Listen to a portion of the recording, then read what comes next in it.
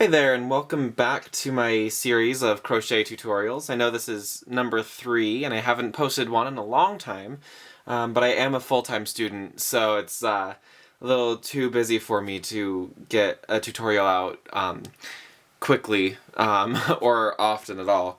So I thought that I would do a fun little tutorial on a crocheted beanie. Simple pattern. I will make it available for free if you want to email me at bckrudwig@gmail.com. And previous commenters on my site have asked to share pictures with me with their stuff that they've worked on, and please feel free and send it to that same email address, and I'll post that in the description bar as well. So I'm starting with worsted weight yarn and a size F or 3.75 millimeter steel crochet hook from Susan Bates. It's the best hook for this project as it leaves a nice light and airy hat but not filled with holes. So I'm going to get started. I'm going to show you 2 ways of how you can do this beginning step. The first one is a simple chain stitch start. So just put your slip knot on here that's covered in tutorial 1 and chain 4.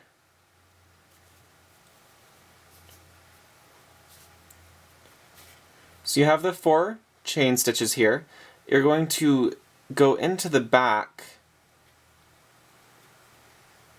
of the first stitch. Let's see if I can do that right now. And then yarn over and pull through, and then yarn over again and pull through, and you have this tiny loop where you're going to single crochet 6 into that loop. So 1, 2, 3, 4, 5, and 6.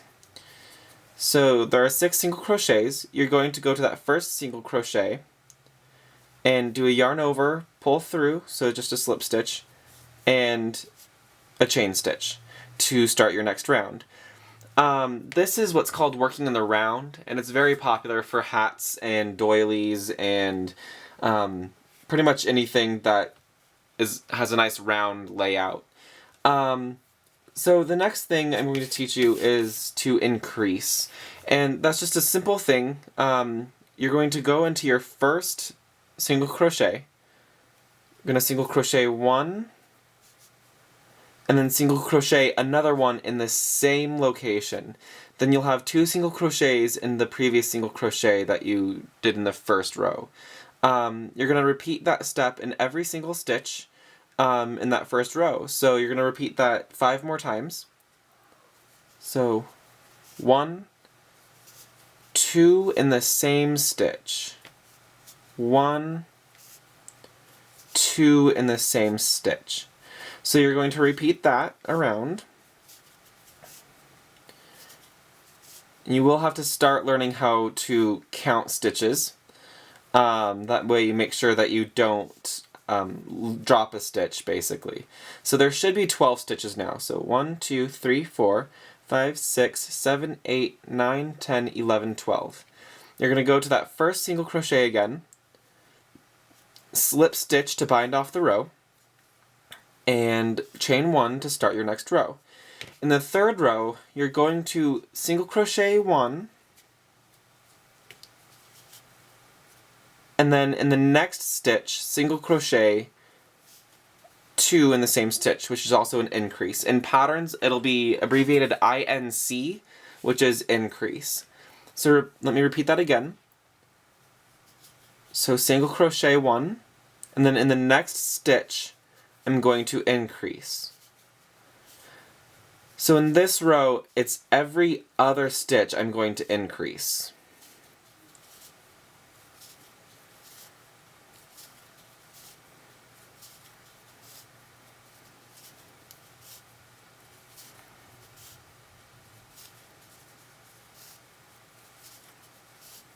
And my last increase. and then go to, again, to that first single crochet, slip stitch, chain stitch, and you're going to be on your 4th row. You're going to repeat this process about, let's see, 11 more times, so you're going to have 11 more rows of this. However, you're going to add a single crochet every single time. So I'm in the 4th row, gonna single crochet 1, single crochet 2 in the, or 1 in the next stitch, and then single crochet 2 in the 3rd stitch. So let me repeat that again. 1 in the 1st stitch, 1 in the 2nd stitch, 2 in that 3rd stitch. Eventually you're going to start seeing where your increase is, and that's really nice to know.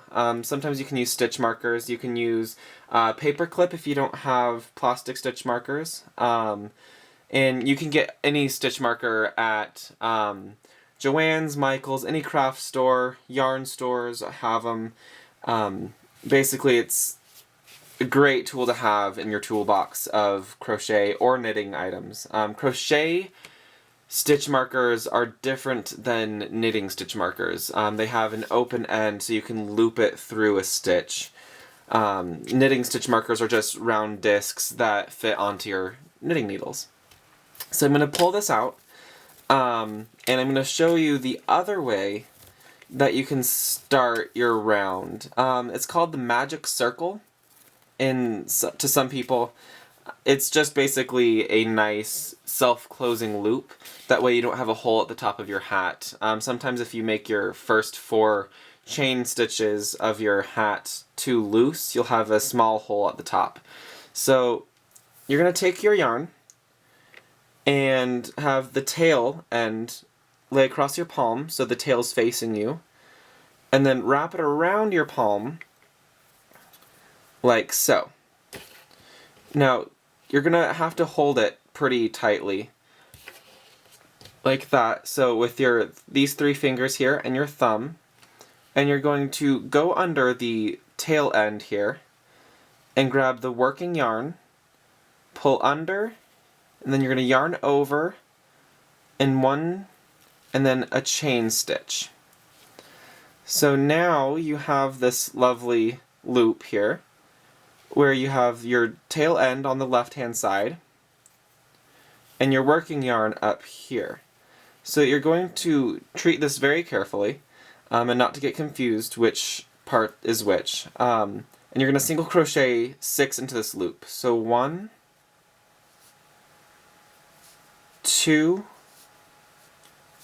3, 4, 5, and 6.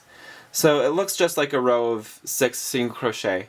But when you take your tail here and pull it, it'll tighten. And then you'll just do the same thing here as you do with the 4 chain start, is do a slip stitch to join and a chain 1. And look, no hole in the middle. One way to lock that in place is to treat your yarn as part of a stitch. The tail end of the yarn, not the working yarn. And so when you do your increase in that first stitch, just treat that yarn as part of the stitch and crochet around it. If you do that around the entire way, it'll lock that yarn in place and you won't have any unraveling. That isn't terribly common, but if you ever get a snag or something, you know, a crocheted piece can definitely unravel pretty quickly, as is any piece, a knit piece even.